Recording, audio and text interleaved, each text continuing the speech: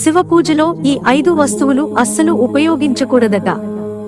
శివ పూజలో సమర్పించాల్సినవి ఏంటో తెలుసుకుందాం.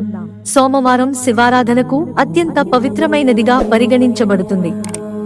ఈ మాసంలో శివలింగంపై జలం, పాలు, పండ్లు, పూలు, బిల్వపత్రాలు సమర్పించడం శుభప్రదంగా భావిస్తారు.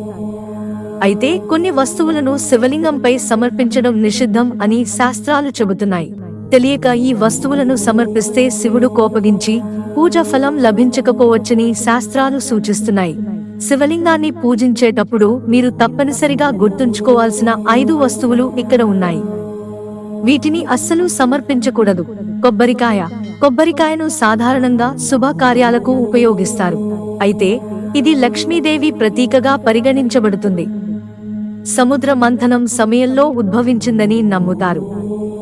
అందువల్ల భగవాన్ శివునికి కొబ్బరికాయను సమర్పించకూడదు. అరటిపండు. ధార్మిక విశ్వాసాల ప్రకారం అరటిపండు శివుని రౌద్ర రూపం, బ్రాహ్మణ శాపం కారణంగా ఉద్భవించిందని నమ్ముతారు. ఈ కారణాల వల్ల శివునికి అరటిపండును సమర్పించకూడదు. జామపండు. శివలింగంపై జామపండును కూడా సమర్పించడం నిషిద్ధం. శాస్త్రాల ప్రకారం జామపండును శుద్ధమైనదిగా పరిగణించబడదు. దీనిని శివలింగంపై సమర్పిస్తే శివుడు ఆగ్రహించవచ్చని నమ్మకం. దానిమ్మ. దానిమ్మను కూడా శివునికి సమర్పించకూడదు. ముఖ్యంగా సంపూర్ణ దానిమ్మను శివలింగంపై సమర్పించరాదు.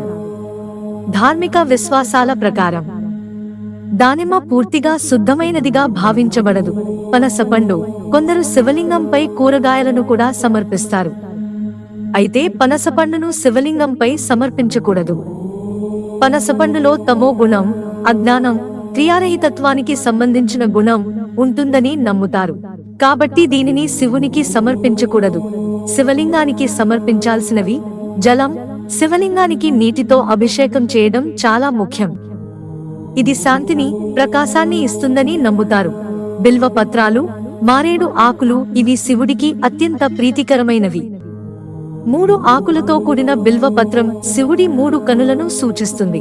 పాలు, పెరుగు, నెయ్యి, తేనె, పంచదార, పంచామృతం. వీటితో అభిషేకం చేయడం వల్ల ఈతి బాధలు తొలగిపోతాయి. భస్మం. విభూది. శివుడికి విభూది చాలా ఇష్టం. శివలింగాన్ని భస్మంతో అలంకరించవచ్చు. శమి ఆకులు. శని కోపాన్ని తగ్గించడానికి ఇవి సహాయపడతాయి. నల్ల నువ్వులు. పితృ దోషాలు తొలగిపోవడానికి సహాయపడతాయి. యాలకులు. సుగంధ ద్రవ్యాలు శ్రేయస్సును, ఆధ్యాత్మిక ప్రశాంతతను ఇస్తాయి. తెల్లని పువ్వులు, పొగడ పూలు. ఇవి శివుడికి చాలా ఇష్టం. మిత్రులారా, ఛానల్ సబ్స్క్రైబ్ చేసుకోవడం మర్చిపోకండి. ధన్యవాదాలు.